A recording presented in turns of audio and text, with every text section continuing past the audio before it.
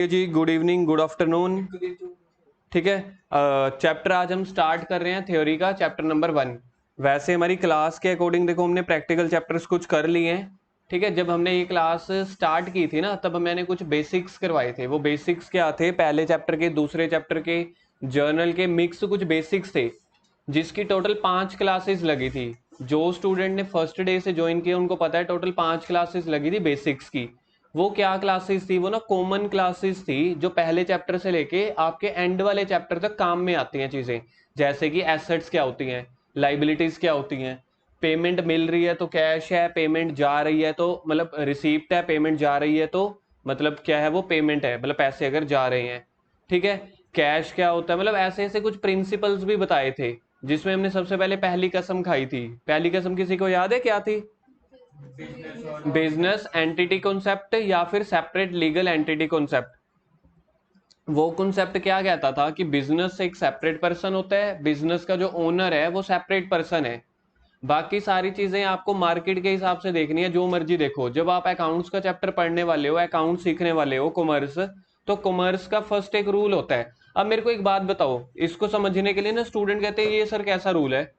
अब मेरे को एक बात बताओ, अगर आप साइंस फील्ड में होते, 10th में आपने वो केमिस्ट्री फिजिक्स कुछ पढ़ी होगी। मेरे को तो एक ही सिंबल याद है, मैं तो उसी के सहारे ही अपनी जिंदगी बिता दूंगा। पानी क्या होता है? H2O। ठीक है, H2O ये किसका सिंबल होता है जी? वाटर का। ठीक है, ये पानी का होता है, H2O होता है ना। अच्छा ओ ये लो, चलो इधर ध्यान दो, आज हमारे पास टाइम कम है। तो H2O पानी का सिंबल होता है। ठीक है, ये आपका साइंस आपको क्या बोलती है? ये रूल है आपको कि ये कैसा रूल है साइंस के, कि हमने समझने के लिए एक रूल बना दिया कि जब हम कल को प्रैक्टिकली फैक्ट्रीज में जाते हैं या मतलब प्रैक्टिकल किसी काम में घुसते हैं तो हम छोटे सिंबल को यूज करते हैं, H2O को। मतलब पानी को हम ये नहीं बोलते भाई वाटर इतना है, हम ये बोलते हैं H2O इतना है। जो भी मिक्सचर चलता होगा, मेरे को थोड़ी ना साइंस पता है ना। तो ऐसे ही अकाउंट्स के अपने कुछ प्रिंसिपल्स होते हैं। तो जब आपको अकाउंट सीखना है तो वो वाले आपको पहले प्रिंसिपल सीखने पड़ेंगे।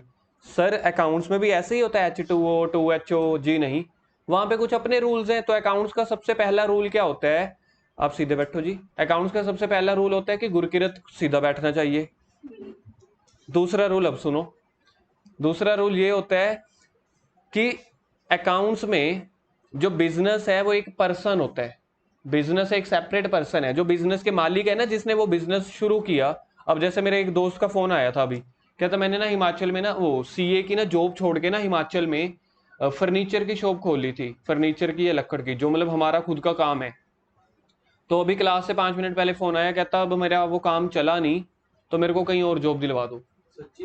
हाँ हाँ, अभी की बात है, 15 मिनट पहले की, 15-20 मिनट पहले की। तो इसका मतलब मैं आपको ये कह रहा हूँ कि उसने एक बिजनेस खोला। बिजनेस क्या है? गवर्नमेंट या अकाउंट्स की नजर में एक सेपरेट पर्सन है। जो बिजनेस का मालिक है, जो दुकान को शुरू करता है, जिसकी दुकान होती है, वो सेपरेट पर्सन है। और जब भी आपको अकाउंट सीखना है, journal chapter, ledger, trial balance, वो हमेशा किसके पॉइंट ऑफ व्यू से आपको बनाना होता है? बिजनेस के पॉइंट ऑफ व्यू से, ना कि बिजनेस ओनर के पॉइंट ऑफ व्यू से। जब बिजनेस में कैश आ रहा है, ना करो यार, जब बिजनेस में कैश आ रहा है तब हम, याद है क्या कहते हैं, जब एक एंट्री आती थी आपकी कैश बुक में, amount withdrawn from the business for personal use. Personal use के लिए अमाउंट कौन विड्रॉ करता है? प्रोपराइटर, बिजनेस ओनर ना। तो वो पैसा घर लेके चला गया। हम बिजनेस में उसकी एंट्री कहां पे दिखाते हैं? डेबिट साइड या क्रेडिट साइड? हम कैश बुक में डेबिट साइड दिखाते हैं या क्रेडिट साइड? हम कैश बुक के क्रेडिट साइड पे दिखाते हैं। मैंने थोड़ा सोच के बोलना है, ड्राइंग्स की एंट्री आप टू वाली साइड थोड़ी करते हो। कॉन्ट्रा थोड़ी ना। कॉन्ट्रा तो वो होती है अगर बिजनेस से विड्रॉ करके घर लेके चले गए, बैंक से विड्रॉ करके बिजनेस में लेके आ गए। तो ये तो नॉर्मली बिजनेस से विड्रॉ करके घर पे लेके चले गए। तो आप इसकी एंट्री कहां पे करते हो? कैश बुक में क्रेडिट साइड। क्या सोच के कि ये पेमेंट है। जबकि जबकि जो मालिक है, पार्टनर था, जो प्रोपराइटर था, जो ओनर था, उसके तो पैसे घर पे आए ना। लेकिन आप कैश बुक में एंट्री ये दिखा रहे हो कि ये तो पेमेंट है, ये तो पैसे गए। क्योंकि वो आप बिजनेस के पॉइंट ऑफ व्यू से दिखा रहे हो, चाहे वो पैसा मालिक लेके जाए, चाहे बाहर किसी और बंदे को दे दें, चाहे हम बिजली का बिल भरें। तो इसलिए ये कॉन्सेप्ट समझने के लिए आपको कैश बुक आना बहुत जरूरी था। और भी अब आपका कॉन्सेप्ट और पक्का हो गया। क्या सोच के कि जो बिजनेस है वो सेपरेट पर्सन है, बिजनेस का जो ओनर है वो सेपरेट पर्सन है। ऐसे कई तरह के प्रिंसिपल्स हैं, टोटल 12 या 13। मैंने आपको 2, 3 या 4 करवा दिए थे, आई थिंक 5 करवा दिए थे। ठीक है, अब हम क्या करने वाले हैं, अब हम चैप्टर नंबर 1 करने वाले हैं। ठीक है, जिसके लिए तो ये क्लास 1 है। ठीक है, उसके लिए क्या है कि जब तक आप अकाउंट्स का मीनिंग ऑब्जेक्टिव नहीं समझोगे तब तक आपको आगे समझ नहीं आएगा। लेकिन मेरे सामने जो बच्चे बैठे हैं उनमें से आधे जनों ने प्रैक्टिकल चैप्टर इसके बाद वाले 5-5, 6-6 कर लिए हैं। ठीक है, कोई भी चैप्टर का प्रैक्टिकल कब स्टार्ट होता है याद रखना, सबसे पहले उसके आपको थ्योरी या उसके रूल्स पढ़ने पड़ते हैं, वहां से जाके आपको किसी भी चीज के प्रैक्टिकल क्वेश्चन समझ में आते हैं। तो ये थ्योरी जो है ये चैप्टर नंबर 1 और 2 है। चैप्टर नंबर 1, 2, 3 ऐसे टोटल 5-6 चैप्टर्स हैं। किसी भी चीज के प्रैक्टिकल समझने के लिए उसका बेसिक तो पता होगा ना, याद करवाओ। जर्नल के बेसिक्स में मैंने आपको क्या करवाया था, 3 रूल्स, पर्सनल, रियल, नॉमिनल। पहले तो वो थ्योरी है ना, debit what comes in, credit what goes out. अब कैश, पैटी कैश बुक हमने किया था। पैटी कैश बुक से पहले मैंने आपको क्या पहले दिन पैटी कैश बुक करवा दिया था, या पहले दिन मैंने आपको थ्योरी समझाई थी? थ्योरी समझाई थी ना कि पैटी कैश बुक क्या होती है, कि मेन कैशियर छोटे कैशियर को पैसे दे देता है। तो ये जो प्रोविजन होते हैं, रूल्स होते हैं, थ्योरी होती है, इसी से प्रैक्टिकल बन सकता है। प्रैक्टिकल से कभी थ्योरी नहीं बनती, हमेशा पहले रूल्स बनते हैं, पहले प्रिंसिपल बनते हैं।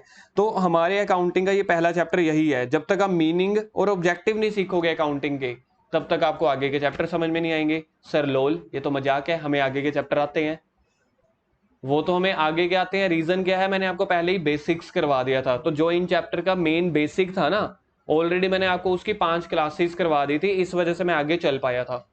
तो आज हमें वो बेसिक्स के अलावा अब हमने क्या सीखना है कि अकाउंट का मीनिंग क्या होता है, क्यों अकाउंटिंग की जाती है, अकाउंटिंग में क्या क्या चीजें होती हैं, फीचर क्या होते हैं, वो है। चलो जी, सबसे पहले आ जाओ नीड फॉर अकाउंटिंग। ये फर्स्ट पेज आपको शो हो रहा होगा स्क्रीन पे। ठीक है, तो मेरे पास फर्स्ट पेज की ही सिर्फ पिक्स हैं। ठीक है, इसकी पीडीएफ है। इसके बाद के मैं सीधा बुक में से करवाऊंगा, तो आप लोगों को भी बुक में से समझना है। तो पहला क्या है, नीड फॉर अकाउंटिंग। तो सबसे पहले आपको किसी भी चीज की नीड समझनी पड़ती है। अब जैसे हमने अपने रूम में एसी लगवाया था, नीड क्या थी उसकी? गर्मी थी, बस सिंपल सी बात है, गर्मी लग रही थी, एसी लगवा लिया। ऐसे ही अकाउंटिंग की नीड क्या है कि बिजनेस कर रहा था एक बंदा, एक भाई साहब, यहाँ पे इधर देखो, बिजनेस कर रहा था। बिजनेस में कभी सेल हो रही है, कभी परचेज हो रही है, कभी बैंक में पैसा जमा करवा रहे हैं, कभी किसी से लोन ले रहे हैं, कभी हमारी मशीनरी डिस्ट्रॉय हो गई, कभी सामान बेच दिया। ये सारी ट्रांजेक्शन्स को ना रिकॉर्ड करना था, और लास्ट में हमने ये देखना था कि हर साल हमारा जो काम है प्रॉफिट में जा रहा है कि लॉस में जा रहा है। अब एक साल में 10,000 ट्रांजैक्शन होती है। मतलब आज मैंने किसी लेबर वाले को पैसे दिए, मेरी दुकान सोच के देखो, किराने की शॉप है, जर्नल स्टोर। जर्नल स्टोर में इजी डे लगा लो, मोर लगा लो, एक दिन में 100 कस्टमर आते हैं। मुझे क्या याद रहेगा मैंने किसको कितने का सामान बेचा? नहीं ना। 15 मैंने वर्कर रखे हैं, उनको मैं सैलरी देता हूँ, डेली के मेरे छोटे छोटे खर्चे आते हैं। तो दिन में कितनी सारी ट्रांजेक्शन होती है ना। और बिजनेस या अकाउंट्स हमें क्या बोलता है कि आपको ना बिजनेस का प्रॉफिट हो रहा है कि लॉस हो रहा है, हर दिन का नहीं देखना। अब सोच के देखो यार, मैंने पहले दिन दुकान शुरू करी, इजी डे खोला मैंने, तो मेरे को कम से कम 50 लाख का सामान भरना पड़ गया, बिल्डिंग लेनी पड़ गई, वो रैक लगवाने पड़ गए, कितने तरह का। और पहले दिन मेरी सेल हुई सिर्फ 100 रुपए की। मतलब मैं ये सोच लूंगा 50 लाख का मैंने पैसा इन्वेस्ट किया, 100 रुपए की सेल हुई, तो बाकी 49 लाख समथिंग मेरा लॉस हो गया, नहीं ना।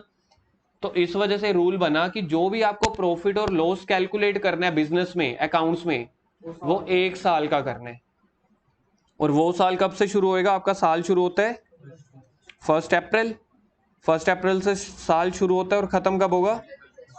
कई बच्चे मेरे को डाउट के तौर पे ना एक चीज पूछते हैं कि सर साल 1 अप्रैल को शुरू हो रहा है तो खत्म भी तो 1 अप्रैल को होना चाहिए ना। क्लोजिंग फिर कब होनी चाहिए? 31 मार्च को या 1 अप्रैल को? किसी को नहीं समझ आता ना। कई बार बच्चों का ना डाउट क्या आता है, कई बार बच्चों का डाउट क्या आता है कि सर 1 को शुरू हुआ है तो 1 से 1 हो गया ना, साल तो 1 को खत्म होगा। आप इसके लिए अपना जनवरी सोचा करो यार। 1 जैन को शुरू होता है तो न्यू ईयर कब मनाया जाता है? 31 दिसंबर को ना। साल तो 31 दिसंबर को खत्म हो रहा है, तो ऑब्वियस है ना, फर्स्ट डेट तो हमने पहले ही काउंट कर ली थी। तो बिजनेस में प्रॉफिट या लॉस जो भी आपने कैलकुलेशन करनी है कि हमारा बिजनेस अच्छा जा रहा है कि बुरा जा रहा है, तो आपको कभी भी 1 महीने का रिजल्ट नहीं देखना। तो आप लोग भी आज ये चीज बांध लो। आप लोगों के एमटी टेस्ट होते हैं, क्या बोलते हो आप यार? MS test, UT test, internal. हम पता है क्या बोलते थे? हम लोग थे देसी जने, हम पढ़े हिंदी मीडियम में, हम बोलते थे हमारे कच्चे पेपर है। ਤੁਸੀਂ पेपर कहते हो, ਅਸੀਂ बोलते सी साडे कच्चे पेपर है। और जो हमारे लास्ट फाइनल में मार्च में होते थे उसको पक्के पेपर बोलते थे। ठीक है, तो हमारे कच्चे पेपर कब होते थे जी? सितंबर में, फिर दिसंबर में, फाइनल होते थे जी मार्च में। एक बच्चा सितंबर में फेल हो गया, क्या हाल है गुरकिरत? एक बच्चा दिसंबर में फेल हो गया, क्या हाल है गुरविलास? दोनों बच्चों ने मार्च में फर्स्ट पोजीशन ले ली। एट द एंड मेरे को एक बात बताओ, इधर इधर इधर, एट द एंड बताओ जो मेरा फाइनल रिजल्ट है वो आपने किस दिन का मतलब प्रॉपर समझा? ये वाले सितंबर दिसंबर वाले के मार्च वाले? मार्च वाले में ना कि अब भाई की +1 हो गई, अब भाई +2 में हो गया।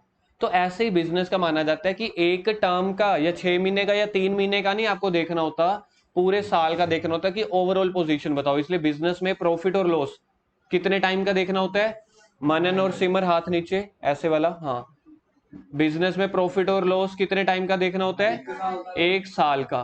तो इस वजह से अकाउंटिंग की नीड पड़ी हमें कि 1 साल में कभी पैसा आ रहा है कभी पैसा जा रहा है, सारी ट्रांजैक्शन को लिखना है। इस वजह से मेरे को अकाउंटिंग करनी पड़ी। ये थी आपकी अकाउंटिंग की नीड। ये तो आज समझने के लिए। बुक में से देख लेते हैं जल्दी से। लो जी, सबसे पहला शब्द। अब देखो जी, ऐसे मत कहना कि मैंने चीटिंग की है, मैंने बुक में से भी बिल्कुल नहीं देखा था, क्योंकि मैं थ्योरी बुक में से करवाता नहीं हूँ वैसे जर्नली। जब कभी किसी के पेपर होते हैं ना तो बुक में से करवा देता हूँ, अदरवाइज मैं बिल्कुल समझा देता हूँ, बच्चों को दे देता हूँ। तो आ गया जी, at the end of every year. अपनी बुक में से अंडरलाइन करते चले जाओ। रख दो जी हुण तां, गिलास छोड़ दो। हाँ चलो रख दो, बुक ओपन करो।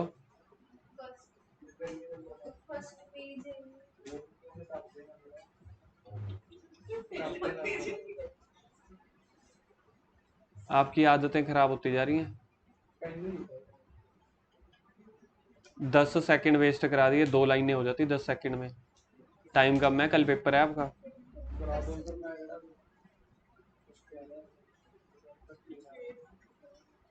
Eight the end of every year, each year the businessmen want to know how much they have gained or lost during the year। आगे यही चीज मैंने बताई थी कि हर साल बिजनेस को तो ये देखना है प्रॉफिट कमा रहे हैं कि लॉस कमा रहे हैं। How much capital is invested, मतलब कितना पैसा हमने बिजनेस में लगाया। In the business at the end of the year, how much amount they are liable to pay, ठीक है, कितने पैसे उन्होंने किसी को देने हैं। To whom they O it, to whom they O it का मतलब होता है किसको कितने पैसे देने हैं। जैसे अब एक किराने की दुकान वाला है या डिपार्टमेंटल स्टोर है इजी डे, उनके पास देखो जनरल स्टोर का सामान भी होता है, किराने का सामान भी होता है, कुछ और भी अटरम पटरम सामान वो रख लेते होते हैं। How much is owned to them, उनको कितने पैसे मिलने हैं, मतलब कितने उनके क्रेडिट सेल हो रखी है customer, and by whom. In order to attain such information, it is essential to keep a complete and systematic record of each and every business transaction। यही मैंने आपको समझाया, किसी से पैसे लेने हैं, किसी को देने हैं, कोई उधार पे सामान ले लिया, कभी डेप्रिसिएशन लग गई, सारी ट्रांजैक्शन को मेरे को रिकॉर्ड करना है, हर ट्रांजैक्शन को। कल +2 के बैच में एक बहुत बड़ा मतलब मुद्दा निकल के आया जी, कहते कि डेटर ने क्रेडिट सेल की एंट्री नहीं पता थी। अब जिनका +1 का बेस वीक है ना जर्नल चैप्टर का, उसको देख लो जी, +2 तक आके दिक्कत होगी। एक लड़का है बहुत इंटेलिजेंट है, मतलब अच्छा खासा है, लगता है ऐसा ही है, हर टेस्ट में मतलब उसको वो टॉप करता है। समझ लो जैसे गुरकिरत जैसा बंदा है, क्लास में पढ़ेगा नहीं, ठीक है, ऐसे बैठ जाएगा, ये है वो है, लेकिन जब टेस्ट दो, मतलब 6 टेस्ट हो गए बंदे ने, 6 में से 4 या 5 टेस्ट में टॉप किया हुआ है। कल एक बात पे अड़ गया जी, कहता क्रेडिट सेल है, उसकी एंट्री हम क्यों कर रहे हैं, अभी तो हमने सामान बेचा है ना, मतलब एक कोई एंट्री थी। तो अगर जिसने जर्नल चैप्टर किया हुआ है, क्रेडिट सेल की हम एंट्री करते होते हैं, याद है ना, good cell to Ram on credit, क्या एंट्री बनती है, किसी को याद है? आप तो रहने दो, good cell to Ram, Ram to sale आएगी, सेल टू राम नहीं। मतलब आपने एक तो बंदे को सामान बेचा, उसे पैसे लेने हैं, पैसे लेने हैं ना, तो आपने जो एंट्री बताई आप ये दिखा रहे हो कि हमने उसको पैसे देने हैं, Ram account debit to sale ना। तो मतलब वो बच्चे का ना बेस समझ लो अच्छा नहीं था, कुछ ऐसी सी एंट्री थी, हमारी 15-20 मिनट बहस हुई, मतलब एक्चुअली में टाइम हमारा ही वेस्ट हुआ। तो रीजन क्या है? रीजन ये होता है कि +1 का जो बेस है ना, जहां पे +1 खत्म होती है ना अकाउंट्स, सिर्फ अकाउंट्स, इकोनॉमिक्स बिजनेस से सेपरेट है, +1 की अकाउंट जहां पे खत्म होगी, +2 की अकाउंट्स बिल्कुल वहीं से शुरू होती है। तो समझ लो अगर आपके 25 चैप्टर है +1 में, तो वो 26वां चैप्टर ना एक्स्ट्रा है, वो +2 से ही शुरू होगा, तो उसके लिए ऑब्वियस है आपको पहले वाले चैप्टर आने चाहिए ना। अब उनका बेस स्ट्रॉन्ग नहीं था तो इस बात पे बहस हुई। तो ये वो वही बोल रहे हैं कि ईच एंड एवरी ट्रांजैक्शन, इधर लिखो यहाँ पे, हाँ कोई सेम नहीं है, ईच एंड एवरी के नीचे लिखो whether credit transactions, whether credit transactions.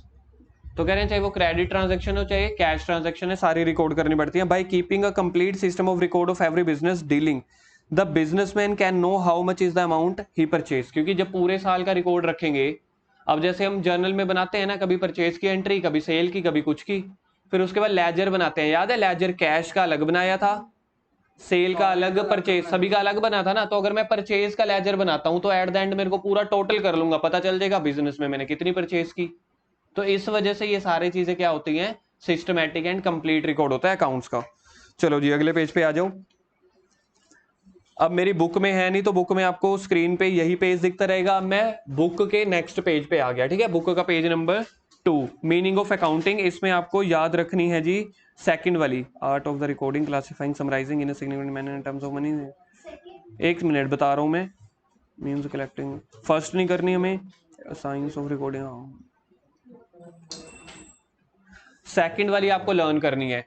Accounting, meaning of accounting में डेफिनेशन नंबर 2 आपको याद करने क्या है। Accounting is an art of recording, recording के ऊपर लिखो जर्नल, लिखते चले जाओ जल्दी, रिकॉर्डिंग के ऊपर जर्नल, क्लासिफाइंग, क्लासिफाइंग के ऊपर लेजर, लेजर को बोला जाता है डेफिनेशन की टर्म में क्लासिफाइंग, समराइजिंग को लिखो ट्रायल बैलेंस।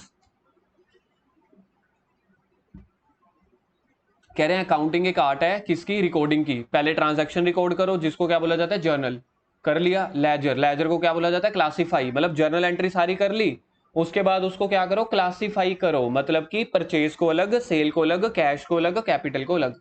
समराइज, समराइज का मतलब होता है लास्ट में टोटलिंग कर देना, जैसे जिसको हम ट्रायल बैलेंस बोल सकते हैं। ट्रायल बैलेंस के साथ में ना हाइफन डाल के ना, वैसे मेरे को समराइजिंग में ना ट्रायल बैलेंस की जगह ये लिखो, अब ट्रायल बैलेंस तो आपने लिख लिया ना, साथ में ऐसे हाइफन डाल के लिखो टोटल, टोटलिंग। समराइजिंग को और क्या बोला जाता है टोटलिंग, जल्दी ट्रायल बैलेंस के साथ। तो क्या हो गया, accounting is an art of recording, classifying, summarising. एक बार फिर से एमसीक्यू आ सकता है इसी के ऊपर, art of recording, classifying, summarising. Classifying का मतलब क्या होता है लेजर, क्लासिफाइंग पूछा था, रिकॉर्डिंग का मतलब जर्नल, और समराइजिंग का ट्रायल बैलेंस या टोटलिंग करना। इन ए सिग्निफिकेंट मैनर मतलब कि अच्छे मैनर में, and in terms of money, money measurement concept करवाया था बेसिक क्लासेस में। मनी मेजरमेंट कॉन्सेप्ट का मतलब होता है, ठीक है, मनी मेजरमेंट कॉन्सेप्ट का मतलब हर ट्रांजैक्शन अगर पैसों की फॉर्म में है तो रिकॉर्ड करने। +1 की बिजनेस में वो आता है बार्टर सिस्टम, चैप्टर नंबर 1 में आता है ना बार्टर सिस्टम। बार्टर सिस्टम में क्या होता है, कपड़े दे दिए जूते ले लिए, किसी को अनाज दे दिया चावल ले लिए, ऐसा। तो ऐसी कोई ट्रांजैक्शन अकाउंटिंग में रिकॉर्ड नहीं करनी, अकाउंटिंग में सिर्फ मनी वाली ट्रांजैक्शंस को रिकॉर्ड करने। In the terms of money transaction या event which are in part at least, चाहे वो पार्ट में हो चाहे कंबाइंड हो चलेगा, of financial character. Financial character के नीचे लिखो that is money, financial character के नीचे लिखो money, and interpreting the result, result को लिखो प्रॉफिट और लॉस, रिजल्ट को लिखो प्रॉफिट और लॉस। मनन आप फिर ना कल किसी की बुक लेके है ना नोटिंग कर लेना। तो क्या बनी, accounting is an art of recording, classifying and summarising in a significant manner in the terms of money transactions या events which are in part at least. ये वाली लाइन को अगर आप नहीं याद करना चाहते चल जाएगा, कौन सी लाइन को, which are in part itself, ठीक है, उसको आप छोड़ सकते हो। फिर फाइनेंशियल कैरेक्टर लास्ट में, इन इंटरप्रेटिंग द रिजल्ट, लास्ट में रिजल्ट आपको कैलकुलेट करना है। रिजल्ट का मतलब क्या होता है प्रॉफिट और लॉस। रिकॉर्डिंग का मतलब, रिकॉर्डिंग का लेजर का क्लासिफाइंग, और लास्ट क्या होता है ट्रायल बैलेंस या टोटलिंग, उसको क्या बोलते हैं समराइजिंग। अब आ जाओ कैरेक्टरिस्टिक्स ऑफ अकाउंटिंग। अकाउंटिंग के कैरेक्टरिस्टिक्स क्या है, प्योर थ्योरेटिकल टॉपिक है जी। पहला है अकाउंटिंग एक आर्ट भी है साइंस भी है, इसके ऊपर ट्रू फॉल्स बन के आएगा जी एमसीक्यू, मानो ना मानो कि अकाउंटिंग जो है वो आर्ट है या साइंस है। पहले तो आर्ट और साइंस का मतलब समझ लो। आर्ट का मतलब ये होता है, आर्ट का मतलब जब आप कोई आर्टिस्ट है ना कोई आर्ट दिखा रहे हो, आर्ट का मतलब होता है कोई चीज को अच्छे अच्छे वे में प्रेजेंट करना। ये बताओ किस चीज का फॉर्मेट बनाया होगा मैंने, ये लेजर का नहीं है मनन, आप थोड़ा सा सोच के बोला करो। ये जर्नल का फॉर्मेट है।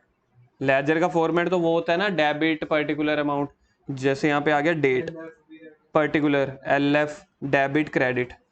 जब आप किसी चीज को एक यूनिफॉर्म बेसिस पे, यूनिफॉर्म का मतलब होता है सेम। अब कोई भी जर्नल का क्वेश्चन आता है, जर्नल का क्वेश्चन नंबर 1 है चाहे क्वेश्चन नंबर 2 है, फॉर्मेट तो यही बनेगा ना। तो इसको बोलते हैं आर्ट। आर्ट का मतलब होता है एक अच्छे प्रेजेंटेशन में। एक होता है साइंस। अब मेरे को बताओ एसेट्स किस रूल में फॉल होती हैं? एसेट जो है वो रियल रूल में फॉल होती हैं, बिल्कुल ठीक है जी। अच्छा, पर्सन्स पर्सनल रूल में। तीसरा क्या होता है? नॉमिनल रूल में क्या फॉल करता है? एक्सपेंसेस या इनकम्स। अब मैं एक्सपेंसेस या इनकम को रियल रूल में फॉल कर सकता हूं? नहीं, जो रूल बने हुए हैं ना, तो जो रूल आपने बना लिए उसको उसी के अकॉर्डिंग लिखना, उसको बोलते होते हैं साइंस। तो सर इसका मतलब है, साइंस का मतलब है मेथड्स या फॉर्मूले, ठीक है। और आर्ट का मतलब होता है एक अच्छी प्रेजेंटेशन, एक अच्छे फॉर्मेट, एक अच्छे टेबल्स। आप ऐसे समझ सकते हो। तो जो अकाउंटिंग है वो आर्ट है या साइंस है? दोनों ही है, फॉर्मेट भी बना रहे हो, रूल भी बना रहे हो। सेकंड, ठीक है। अब अंदर वाले ना आप अपने आप पढ़ना, जो डाउट होंगे ना वो मैं कल कंसीडर करूंगा। तो कल आप पढ़ के आना, जो अंदर की कुछ लाइंस नहीं समझ आएंगी वो मैं कंसीडर कर लूंगा। हाँ, सेकंड है recording of financial transaction only. Financial transaction के ऊपर लिखो that is in the form of money. लिखो जी, सेकंड फीचर जो लिखा हुआ है recording of financial transaction only, तो उसके ऊपर लिख दो in the form of money. In the form of money मतलब कोई ट्रांजैक्शन जो पैसों की फॉर्म में होगी ना उसी को रिकॉर्ड करना है। सोच के देखो, अब आधे जने आप लोगों में से +2 के बाद कनाडा उड़ जाएंगे जी। अब कनाडा में क्या चलता है? रुपी चलता है? क्या चलता है? कैनेडियन डॉलर चलता है ना, ठीक है। US डॉलर भी नहीं चलता, मेनली कैनेडियन डॉलर चलता है। तो जब आप वहां की अकाउंटिंग करोगे ना, वहां पे भी यही रूल्स हैं, पर्सनल, रियल और नॉमिनल। क्योंकि मेरे पास जो स्टूडेंट जाते हैं ना, उनके मेरे पास वो आते हैं मैसेजेस या कॉल, सर आज हमारा पेपर हो रहा है, मेरे को करा दो 5-6 क्वेश्चन, MCQs भेज देते हैं। तो वहां पे भी MCQ वाला सीन है, ठीक है।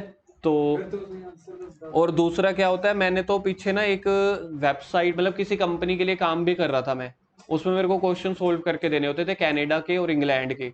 तो एक क्वेश्चन सोल्व करने के पैसे मिलते हैं। आजकल लॉकडाउन की वजह से उस काम में बड़ा मंदा चल रहा है, तुम्हारा बहुत नुकसान हो रहा है। तो कहने का मतलब ये मैं बोल रहा हूँ कि चाहे आप कनाडा चले जाओ, चाहे इंग्लैंड, चाहे US, वहां पे भी ना क्या होता है, यही अकाउंटिंग होती है, पर्सनल, रियल, नॉमिनल। वहां पे भी वही होंगे, डेबिट क्रेडिट। क्योंकि रीजन क्या है, ये सारा ग्लोबल अकाउंटिंग है, कोई जरूरी नहीं है इंडिया। बाकी हर कंट्री के कुछ रूल्स अलग हो सकते हैं, अदरवाइज सारा सेम है। अब वो वहां पे अगर ट्रायल बैलेंस बनाएंगे, सर वहां पे ट्रायल बैलेंस होता है? जी हाँ। अपने इंडिया में बहुत सारी कंपनीज हैं जो फॉरेन अकाउंटिंग का काम करती हैं। मेरे काफी दोस्त हैं, एक दो नहीं, कम से कम मेरे 15-20 दोस्त हैं, सीनियर जूनियर हैं, जो फॉरेन अकाउंटिंग का काम करते हैं। तो वो ट्रायल बैलेंस बना के भेजते हैं, वो भी ऐसे ही भेजते हैं। वो बस परचेज को, पता है क्या, हम परचेजेस लिखते हैं ना, परचेज को, इसको जगह ना, वो पता है क्या लिखते हैं परचेजेस को? गुड्स बोट, ठीक है। जैसे हम सेल्स लिख देते हैं तो वो लिखते हैं गुड्स सप्लाइड। तो कुछ कुछ टर्म्स अलग हैं, और यहाँ पे वो वही लिख देते हैं। ऊपर इनका वो चल रहा होता है डॉलर, तो जैसे $3000, $2000। नहीं, फॉर्मेट उनके थोड़े थोड़े चेंजेस होते हैं, फॉर्मेट चेंज हो भी सकते हैं, नहीं भी। मतलब मेरे कहने का मतलब है, जिस कंट्री में आप बैठे हो उस कंट्री का जो फाइनेंशियल कैरेक्टर होगा ना, मनी, उस फॉर्म में रिकॉर्ड करना है। इंडिया में रुपीस में रिकॉर्ड करेंगे, कनाडा में डॉलर में। अब पढ़ रहे हैं जी पहली 2-3 लाइनें। Only those transaction and events are recorded in the accounting which are of a financial character. पहली लाइन समझ में आ गई? फर्स्ट लाइन समझ में आ गई?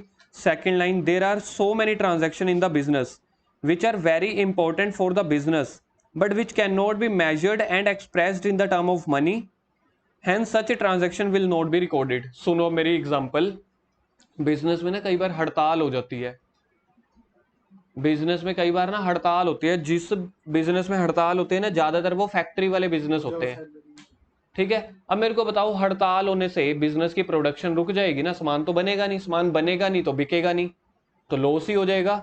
लेकिन हड़ताल होने से कितना घाटा हुआ, क्या घाटा हुआ, मेरे को थोड़ी पता लगेगा। समझ रहे हो ना? हड़ताल हो गई, एक दिन पूरा काम नहीं हुआ, तो वो हड़ताल को क्या मैं रिकॉर्ड करूंगा? जी नहीं। लेकिन हड़ताल होना मतलब पूरा का पूरा फैक्ट्री रुक गई, समझ गए? अच्छा जी, 2 एम्प्लॉइज में ना लड़ाई हो गई, कहते थे हम दोस्त हैं, हम राम श्याम है, हम राम लखन है, तो एक दिन बात हुई, गुरकीरत के नंबर आए 19, उसके नंबर आए 19.5। दोस्त फेल हो जाए तो दुख होता है, दोस्त फर्स्ट आ जाए तो ज्यादा दुख होता है। तो दोनों में ऐसा हो गया, अब दोनों ने एक दूसरे से लड़ाई कर ली। अब लड़ाई करने से 15-20 मिनट वेस्ट हो गई जी कंपनी के। अब बताओ वो टाइम वेस्ट होने से या लड़ाई होने से, अब लड़ाई होने से भी, अब समझ लो दोनों ही मैनेजर थे कंपनी के, अब दोनों में लड़ाई हो गई, तो उस लड़ाई को रिकॉर्ड करूंगा मैं? नहीं। क्यों? क्योंकि in the form of money नहीं है। तो इसलिए अकाउंट्स के लिए क्या होता है, हर वो ट्रांजैक्शन रिकॉर्ड होगी जो in the form of money. हाँ जो भी, फॉर एग्जाम्पल आगे देखो जी, फॉर एग्जाम्पल भी वही दिया हुआ है, क्वेरल बिटवीन, क्वेरल समझते हो? क्वेरल मतलब कि झगड़ा, लड़ाई, ठीक है। जिसको नहीं पता मेरे जैसों को वो लिख लेना, जिनको गूगल पर करना पड़ता है मेरे जैसों को। लड़ाई between the production manager and sale manager, या फिर रिजाइन कर गया, resignation by the able and experience manager, strike by the employees, देखो वही वाले एग्जांपल आए हुए हैं, and starting of a new business by the other competitor. तो ये सारी मेन ट्रांजेक्शन है बिजनेस की, लेकिन मनी की फॉर्म में नहीं है, रिकॉर्ड नहीं करेंगे। पहली थी accounting is the art and science, second हो गया रिकॉर्ड ओनली फाइनेंशियल, तीसरा recording in the terms of money, ये सेम वही है ऊपर वाली, बस दो इन्होंने अलग अलग बना दी। मनी मतलब कि 5,000 का सामान बेचा है तो 5,000 की लिख देना, अगर उसमें से ट्रेड डिस्काउंट है उसको मत लिखना, कैश डिस्काउंट है उसको लिख देना, मतलब जो भी मनी की फॉर्म में होंगी उसको लिख देना, चाहे लैंड है, बिल्डिंग है, एसेट है, लाइबिलिटी है, कुछ भी। फोर्थ क्लासिफाइंग, क्लासिफाइंग के ऊपर लिखो लेजर, क्लासिफाइंग के ऊपर लिखो लेजर, जल्दी फास्ट। अरे उधर है भाई मेरे। लेजर देखो, after recording the transaction in the journal, आ गया ना, जर्नल के बाद ही बनता था ना ledger. After recording the transaction in the journal और subsidiary books, transactions are classified. Classified का मतलब कैश अकाउंट अलग, सेल अकाउंट अलग। Classification is the process of grouping the transaction of one nature at one place, सारी purchase वाली transaction purchase में, sale वाली sale में, इसको बोला जाता है क्लासिफाइंग। क्लियर है? उसके बाद नेक्स्ट समराइजिंग, समराइजिंग को लिखो ट्रायल बैलेंस और टोटलिंग, लिख लिया? ट्रायल लिखो इसको, समराइजिंग का मतलब होता है ट्रायल, क्या होता है, ट्रायल बैलेंस या totalling. Summarising is the art of presenting the classified data in a manner which is understandable and useful to manager and other use। मतलब इन्होंने पहले तो जर्नल लाइन ले ली कि इस हिसाब से समराइज करना कि सबको समझ में आ सके। This involve the balancing of ledger, last में बैलेंस निकालते थे हम, याद है बैलेंस कैसे निकालते थे? यहाँ पे लिख लिया 100 रुपए, यहाँ पे 100 रुपए, अगर यहाँ का टोटल 80 है तो इसको 20 लिख देते थे ना आंसर। तो आप लोगों ने पहले ये टोटल भी किया, बैलेंसिंग भी लिया, तो इसी प्रोसेस को बोला जाता है समराइजिंग या ट्रायल बैलेंस या totalling. Final accounts are prepared with the help of trial balance which include profit and loss account. जब ट्रायल बैलेंस होता है ना उसके बाद बनता है प्रॉफिट एंड लॉस अकाउंट। वो चैप्टर हमारा कम से कम 3 महीने के बाद आएगा, 2 महीने के बाद, वो लास्ट चैप्टर होता है अकाउंट्स का मेनली। तो इन्होंने वही बोला कि जब आपने ये बना लिया लेजर, ये हमारा लेजर था, लेजर के बाद हमारा क्या बनता है, ट्रायल बैलेंस, ट्रायल बैलेंस के बाद हमारा बनता है फाइनेंशियल स्टेटमेंट, जिसमें ट्रेडिंग एंड P&L अकाउंट या बैलेंस शीट बनाते हैं, वो जब चैप्टर आएगा देख लेंगे। और ये बनाया क्यों जाता है financial statement, to calculate the profit या losses, at the end profit या लॉस हुआ वो कैलकुलेट करने के लिए। इसके बाद लास्ट अगले पेज पे आ जाओ, इंटरप्रेटिंग द रिजल्ट। अब इंटरप्रेटिंग द रिजल्ट सुनो क्या होता है जी, यहाँ पे देखो बैठा है जी मालिक, मालिक ने बिजनेस खोल लिया, अब वो सारी ट्रांजैक्शंस थोड़ी ना करेगा। आप सोच के देखो किसी भी दुकान में, ठीक है, कोई मेरे को एक फेमस दुकान इजी डे ही ले लो, इजी डे वाली दुकान में जो मालिक होता है, क्या वही सामान वही बिल काट रहा होता है क्या हमेशा, या वही सिक्योरिटी गार्ड पे खड़ा होता है, या वही किसी को सामान दिखा रहा होता है? मालिक अपना अलग बैठा होएगा, हो सकता है वो तो अंदर कैबिन में बैठा हो, अकाउंटेंट अलग बैठा है, कैशियर जो पैसे जमा करने वाला है वो अलग बैठा है, मार्केट में कहीं से पैसों की कलेक्शन करनी है या सामान लेने जाना है वो अलग है, और जो अंदर डिस्प्ले कर रहे होते हैं सामान वो अलग है, सिक्योरिटी गार्ड अलग है। मानते हो ना, ये नॉर्मल सी बात है। चाहे छोटी सी दुकान है कपड़े वाली भी, वहां पे भी आपको कपड़े कोई और दिखाता है, मालिक साइड पे बैठा होता है अपने कैबिन में। कहने का मतलब है ये जो अकाउंटेंट यहाँ पे बैठा है ना, काम कर रहा है, या कैशियर जो यहाँ पे बैठा है, जितना भी बिजनेस में प्रॉफिट या लॉस हुआ वो सारा का सारा अपने ओनर को बताता है। कब? वही 1 साल के बाद 31 मार्च को, कि प्रॉफिट हुआ कि लॉस हुआ। मालिक एक भी हो सकता है, मालिक 10 भी हो सकते हैं। इसको बोलते हैं इंटरप्रेटिंग द रिजल्ट। जो भी रिजल्ट निकला ना पूरे बिजनेस का, रिजल्ट की फुल फॉर्म क्या लिखवाई थी, मीनिंग मैंने आपको याद है किसी को?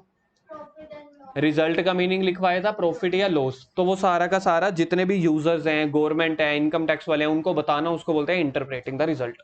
और उसी को ही बोलते हैं नीचे कम्युनिकेशन, कि लास्ट में जो भी बिजनेस की सिचुएशन है कम्युनिकेट कर दो।